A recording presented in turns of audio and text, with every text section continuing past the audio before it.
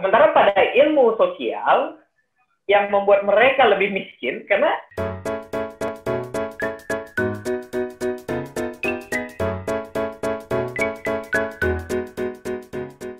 ya, selamat siang sahabat literasi. Kita kembali bertemu pada siang hari ini untuk berbincang-bincang dengan teman-teman yang sedang dan telah menyelesaikan studi, baik studi S2, spesialis maupun S3 di berbagai penjuru dunia.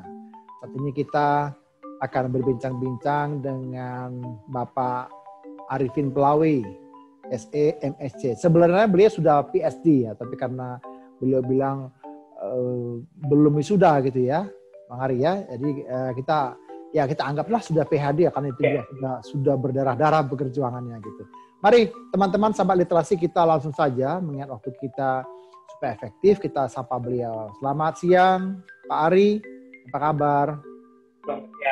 Selamat siang sahabat literasi semuanya. Iya, Pak Ari di Jakarta ya? Apa masih di Glasgow? Di Depok, sudah pulang dari Glasgow dari tahun lalu. Okay. Sebenarnya udah ngumpulin dari tahun lalu sih, cuman karena COVID ini kayaknya agak lama, jadinya telat nggak selesai sampai sekarang apa. Oke ya. Kalau saya ada di Jogja sekarang, jadi kita jarak jauh nih ya, Depok Jogja. Gitu. Siap. Sama-sama Depok tapi. Iya, sama-sama Depok ya. Kalau sana Kabupaten Depok ya, Kecamatan Depok mungkin. Baik. Ya, Bro Ari, boleh kita di feeding sedikit. Kalau nggak salah kemarin Bro Ari itu kan menyelesaikan studi S3 ya, doktoral. Di mana ya Bro ya? Di kampus mana dan di negara dan prodi apa? Kampusnya University of Glasgow. Itu bisa dibilang salah satu universitas paling tua di UK. UK ya? Saya di School of Education di Social College. Social College, oke. Dan saya nggak tahu mau bilang apa lagi, mungkin salah satu universitas paling tua di UK. Kalau ke sana banyak yang senang karena katanya seperti ke tempat Harry Potter. Oh, keren. Jadi kalau sahabat literasi mau mengimajinasikan dirinya ada bersama dengan Harry Potter, mungkin bisa menuju ke Universitas Glasgow gitu ya. Ya, oke. Nah, pertanyaan ini nih, kenapa pilih kampus itu dan kenapa pilih prodi itu? Saya kan di bagian keuangan BI, di bagian perencanaan sih sebenarnya. Okay. Waktu itu saya punya datanya, Indonesia itu telah habiskan dana dari sisi budget pemerintah sudah cukup besar untuk pendidikan, sekitar 20% ya. Lalu dari sisi lain kan kita lihat bahwa di Indonesia itu untuk bayar kuliah itu masyarakat Indonesia bisa dibilang sudah habis-habisan juga. Banyak yang bilang sangat mahal, sangat besar gitu. Tapi pada sisi lain saya lihat yang kualitasnya itu kenapa nggak jadi bagus gitu, sudah dengan dana sebesar itu dikeluarkan, dan begitu juga sisi lain yang tidak mampu katanya tidak bisa kuliah juga cukup banyak gitu, seringan ditolak. Nah, saya pengen mempelajari lebih dalam bidang itu gitu. Nah, karena saya dulu S2-nya juga di Glasgow, saya mencari profesornya ya mulainya dari Glasgow juga sih. Jadi waktu itu dapat profesornya dan kebetulan memang keahliannya dalam bidang itu gitu. Jadi walaupun saya kuliahnya di School of Education, tapi kedua supervisor saya itu ekonomis. Jadi walaupun saya kuliah di School of Education, banyak teorinya itu ngambilnya tetap dari ekonomi, dan juga karena saya fokusnya waktu itu soal meneliti soal funding ini gitu. Kemana sih duitnya larinya gitu? Kenapa sih sudah duit itu banyak gitu, dua-duanya nggak tercapai, kualitas tidak tercapai, ekuitas juga tidak tercapai, yang social justice, keadilan sosial untuk berpartisipasi di universitas tidak terjadi gitu. Jadi kemana sih lari semua uangnya itu sih yang buat saya ingin ambil di bidang ingin ambil penelitian ini. Nah, karena salah satu yang ke Glasgow tadi karena saya tahu ada profesornya di situ. Juga satu lagi untuk ranking di UK untuk ranking School of Education waktu itu University of Glasgow kalau nggak ranking 1, ranking 2 ganti-gantian selalu. Jadi lumayan dari sisi kualitasnya cukup bagus gitu. Makanya akhirnya saya pilih ke University of Glasgow dan ngambil School of Education. 1 dan 2 dibanding apa nih, Pak Ari? Dengan Oxford? Ranking 1 dan 2 itu di rankingnya itu ada ranking The Good University of United Kingdom. Saya lupa siapa yang ngeluarin. Oke. Tahun yang lalu yang perhatian karena itu. Artinya itu kan Glasgow kalau dia peringkat 2, peringkat 1-nya siapa tuh? Kampus apa?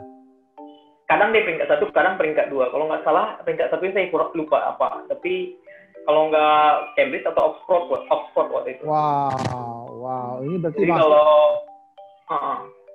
berarti masuk dalam 50 top 10 ya, top 50 ya, kampus in the world ya. Kalau untuk dia Howard, dia waktu itu 52 gitu. Wise, keren. Dia udah 49. Iya. 49 atau turun ke 50, saya nggak terlalu pasti lagi. Oke. Artinya memang dia menjadi salah satu kampus top dunia begitu ya. Iya. Oke. Nah tadi Pak Ari bilang tuh dikti, maksudnya diktinya Kementerian Republik Indonesia. Pendidikan Kemendik. Dulu waktu itu dikti ya. Oke ya. Bagian perencanaan. Nah, kira-kira dari hasil penelitian itu kan tadi Pak Ari bilang pengen tahu nih apa sih hasilnya gitu. Nah, kira-kira gimana hasilnya Pak Ari, hasil penelitian itu? Dan kalau itu kan berarti konteksnya lokasi Indonesia berarti ya? Iya. Gimana hasilnya? Boleh dong sharing sama kita? Ya, hasilnya ternyata memang universitas itu mahal. Jadi dari hasil penelitian itu kalau pengen berkualitas itu harus mahal gitu. Karena yang terbesar dari biaya penelitian itu kalau di luar negeri itu universitas itu biaya terbesarnya adalah bidang penelitian. Sampai 60% itu dananya itu untuk penelitian.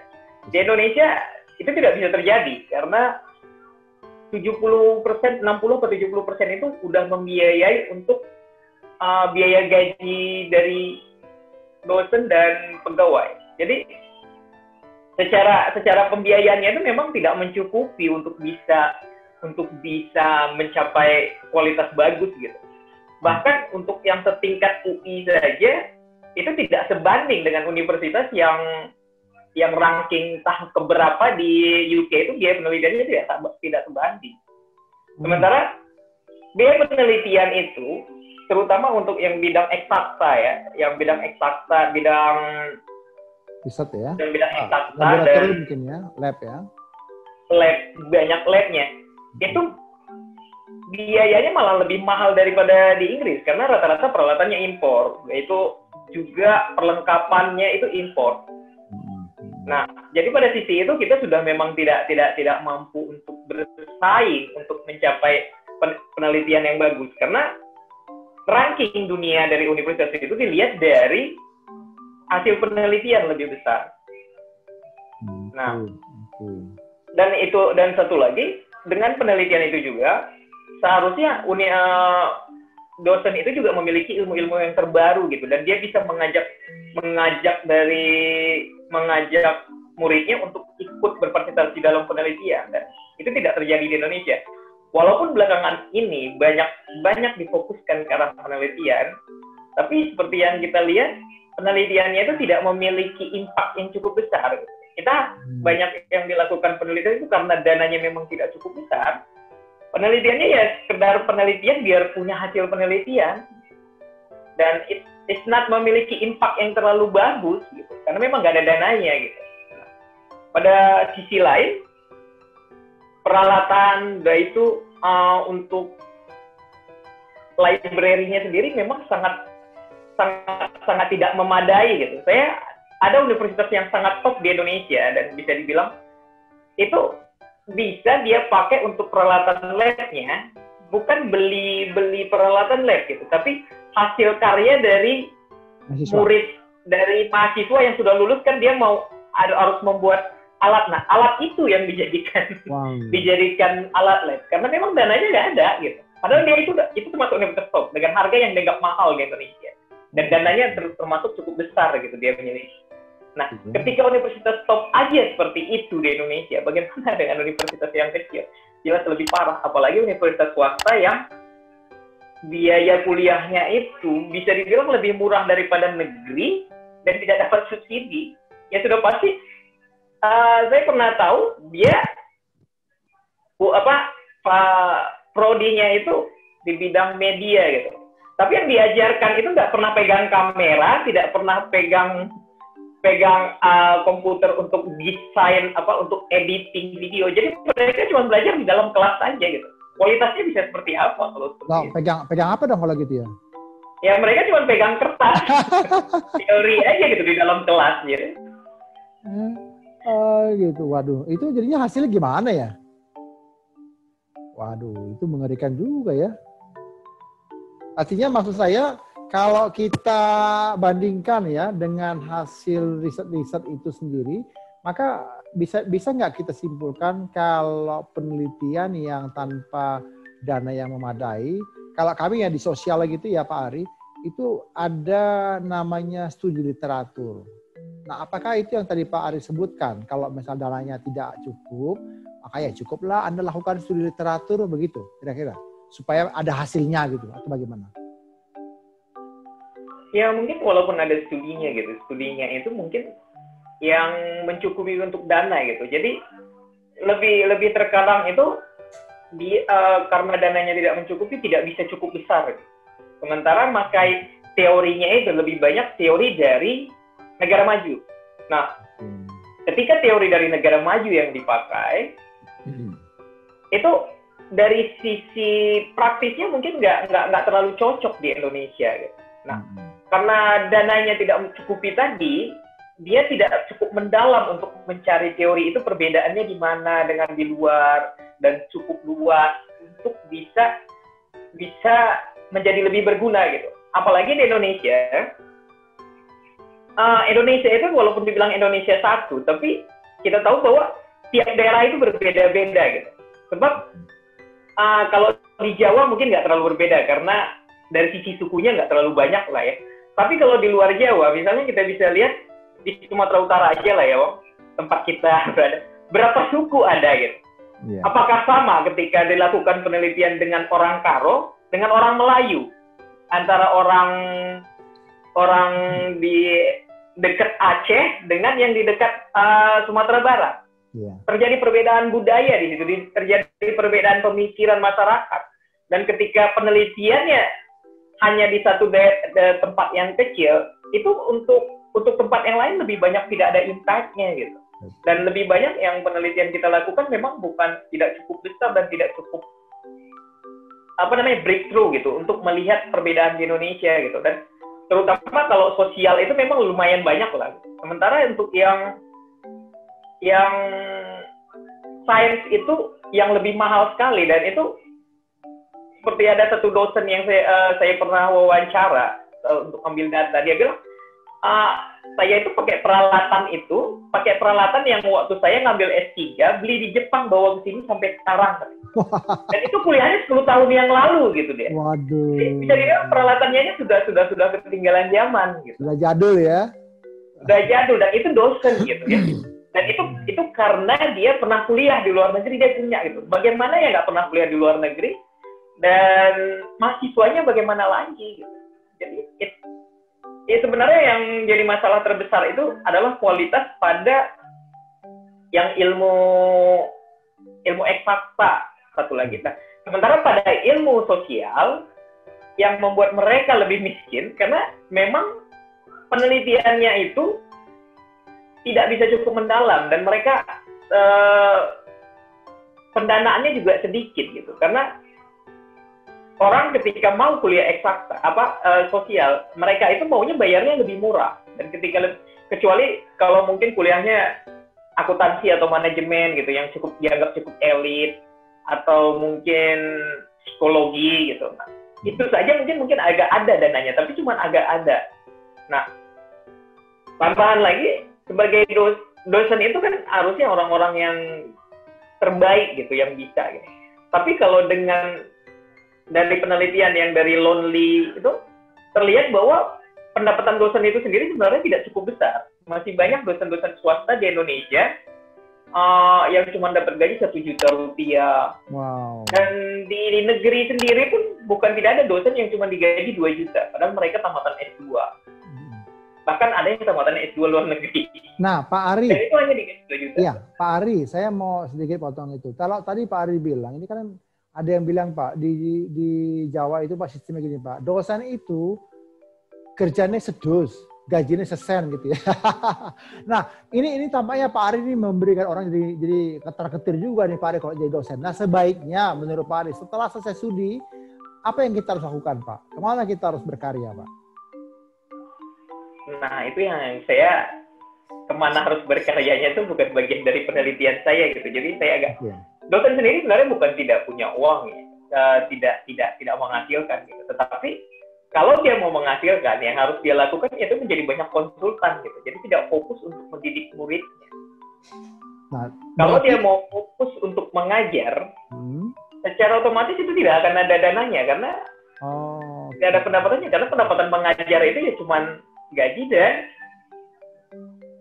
ya, artinya kalau nanti kita selesai studi begitu, maka kita disarankan juga ya harus jadi membangun jiwa entrepreneur juga ya, kita menjadi konsultan, kita juga mengadakan riset konsultan mungkin dalam hal ini sebagai periset gitu ya Pak Ari ya, supaya kemudian ilmu kita juga lebih berguna ya. Lebih berguna, lebih banyak bisa berguna dan digunakan gitu.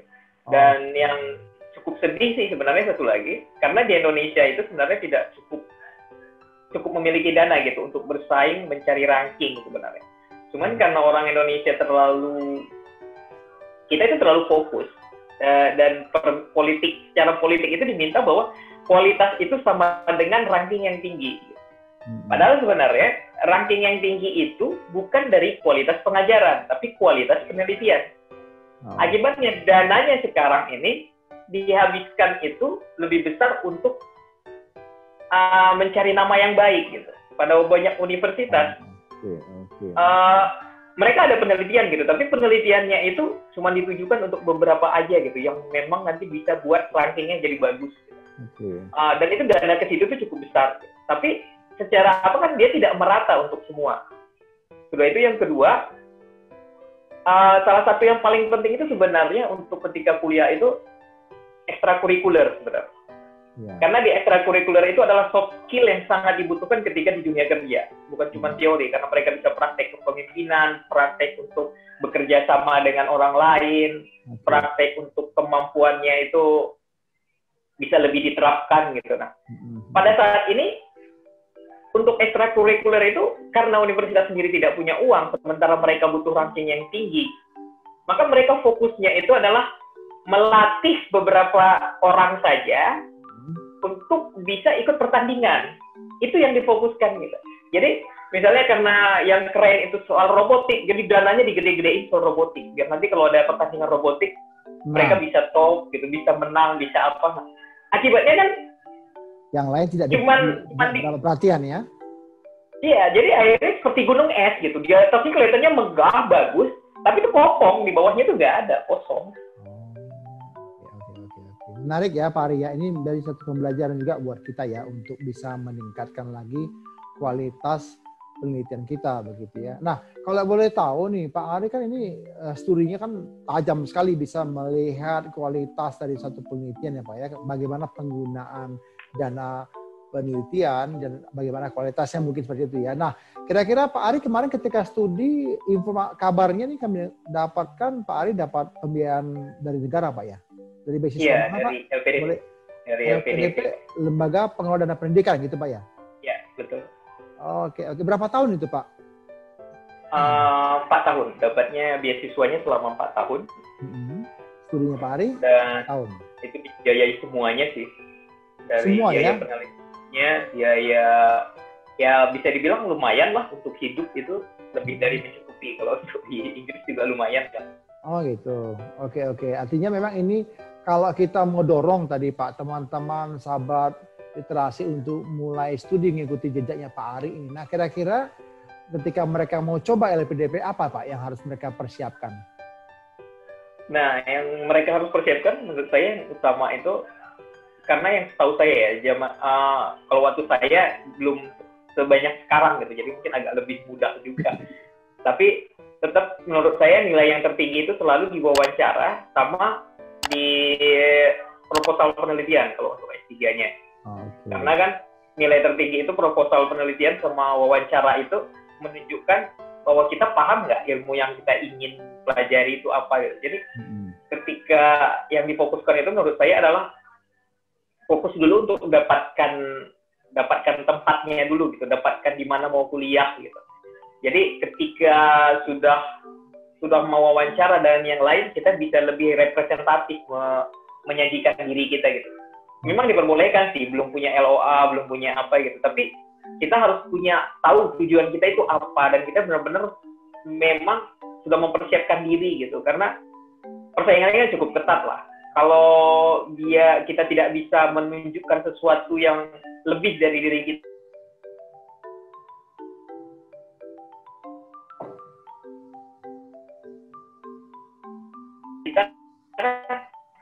kita pasti persiapan dalam pengetahuannya aja sih, apa sih yang ingin kita lakukan, kenapa kita ingin melakukannya, itu sih menurut saya. Karena kalau untuk dapatkan tempat itu sebenarnya, karena di luar negeri itu kita adalah orang yang bayar mahal gitu. Jadi mereka itu sangat butuh dengan orang dengan kita gitu. Jadi karena kan di sana itu kalau misalnya di Inggris itu kalau mahasiswa lokal bayarnya murah gitu. Kita bayarnya itu sampai 2 kali lipat atau 3 kali lipat dari harga mahasiswa lokal. Dan itu merupakan sumber pendapatan terbesar dari universitas sana kan.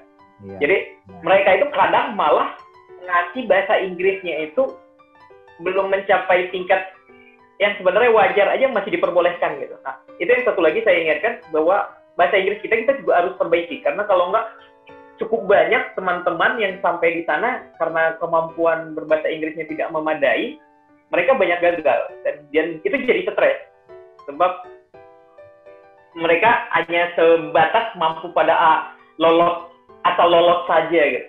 Oke. Dan itu cukup banyak yang gagal dan tidak mampu lulus, dan itu jadi masalah kan akhirnya. Iya. Oke. Jadi sahabat literasi, kita mendengar tadi dari Pak Ari bahwa perlu persiapan juga tentang bahasa, kemampuan bahasa, supaya nanti itu bisa membantu teman-teman bisa selesai dengan tepat waktu ya, karena bahasa itu menjadi kehidupan yang akan menjalani begitu ya. Nah Pak Ari, selama studi di Glasgow itu apa nih Pak cerita suka dukanya Pak? Ya suka sukanya itu ya karena dapat banyak pengetahuan baru sih. Dulunya saya pikir bahwa kita ketika belajar itu harus cari solusi gitu. Solusinya apa sih? Tapi setelah itu saya paham bahwa itu tidak selalu solusi gitu. Kita bisa memahami masalah lebih dalam itu bisa gitu. Lalu waktu dulu kita tahunya bahwa kita itu harus harus objektif ketika melakukan penelitian. Ternyata ketika melakukan penelitian bisa pakai yang subjektif gitu. Kita bisa menjadi fokus ke salah satu pandangan gitu, karena selalu ada plus dan minus. Apapun yang kebijakan dilakukan itu selalu ada plus dan minus gitu. Dan kita bisa fokus ke salah satu dan menyerang yang satu gitu. Jadi itu sesuatu yang sangat menarik dan membuat saya menjadi menyerang. Nah, yang menjadi masalah terbesar itu adalah soal bahasa saya rasa. Karena walaupun nilai saya menurut saya sudah cukup bagus dari segi bahasa, IELTS saya itu 7,5, but it's still not good enough. Ketika kita menyampaikan itu, kita rasa sudah benar gitu. Jadi ketika sampaikan ke tulisannya itu, mereka malah menyatakan bahwa kita belum menyampaikan, mereka menangkapnya berbeda dengan apa yang kita inginkan, dan mereka menerangkannya sesuai dengan apa yang sebenarnya saya sampaikan gitu. Jadi agak frustasi juga. Kalau teman saya bilang itu nggak apa-apa kan, geng gitu kan, nanti kita jelasin seperti yang udah dijelasin lagi sama dia, karena dia sebenarnya udah nangkap masuk kita gitu kan, tapi karena bahasanya berbeda, pemahaman berbeda, dia coba mengulang apa yang kita sampaikan begitu ya. Ya jadi susah gitu.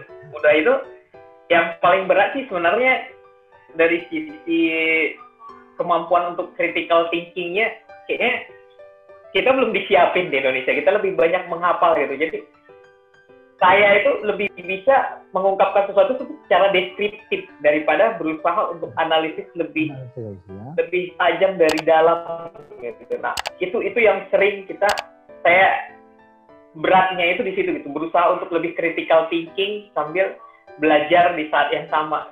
Nah, itu benar-benar berat dan ya cukup stressful sih. Iya, menarik. Tapi selama Pak Ari tadi kan udah ceritain suka dukanya selama di Glasgow itu di daerahnya UK atau di Scotland, Pak?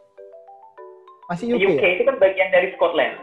Scotland itu salah satunya UK. UK itu kan terdiri dari Inggris, Irlandia, Scotland, sama Wales. Oke. Ya, jadi Inggris, Scotland, Wales sama Irlandia Utara itu UK. Nah, kalau untuk Inggrisnya aja itu England, itu di daerah selatannya ya. Kalau saya agak north, tapi perbatasan dengan utara sebenarnya. Dan agak dingin. Agak dingin ya. Nah, suhu yang paling ekstrim yang Pak Ari pernah alami di sana berapa derajat? Itu minus berapa gitu, kalau nggak salah sih minus 5 apa minus 10, saya nggak terlalu ingat. Cuman ya salju itu kelihatannya enak kalau kita ngeliat di Indonesia, tapi ketika merasakannya itu di jalan itu jadi susah. Iya, betul, itu licin sekali gitu kita. Dan harus pakai itu lagi ya, pakai pakaian yang berlapis-lapis begitu. Nah, selama Pak Ari di sana pernah kemana aja nih, Pak? Pernah jalan-jalan juga ke site-site turismenya atau bagaimana, Pak? Ya, pernah jalan-jalan sih, cuman nggak terlalu banyak. Paling cuman ke London. Lalu, karena kan Glasgow itu termasuk daerah wisata juga. Jadi saya wisatanya daerah sekitar Glasgow atau ke Edinburgh. Itu sudah daerah wisata. Jadi bisa dibilang Edinburgh sama Glasgow itu salah satu tempat wisata utama di UK. Jadi hampir seluruh orang datang ke situ itu, terutama kalau di Edinburgh sama Glasgow itu bisa itu kita nggak merasa di UK gitu, saking banyaknya turisnya. Oke. Tapi itu sebenarnya saking banyaknya orang non bule. Kalau dari Pak Ari kan Glasgow ke London kemarin itu tidak perlu pakai visa lagi? Nggak perlu pakai visa, karena kan dianggap dari UK semua. Oke. Artinya dari London ke Glasgow, ke Edinburgh juga tetap aja bisa ya? Ireland bisa semua, ke Wales. Oke, menarik. Nah, Pak Ari, boleh dong sampaikan apa pesan-pesan Pak Ari ini untuk teman-teman sahabat literasi yang menyaksikan podcast ini ketika mereka nanti mendengar dari Pak Ari kan tertarik nih punya harapan lah bisa mengikuti jejak Pak Ari. Monggo Pak Ari. Pesan utamanya sih ketika mau keluar itu kita memang harus bersiap menerima budaya yang cukup berbeda dalam soal pembelajaran. Tapi itu sangat memberi kita pandangan baru gitu, new vision, dan kita menjadi lebih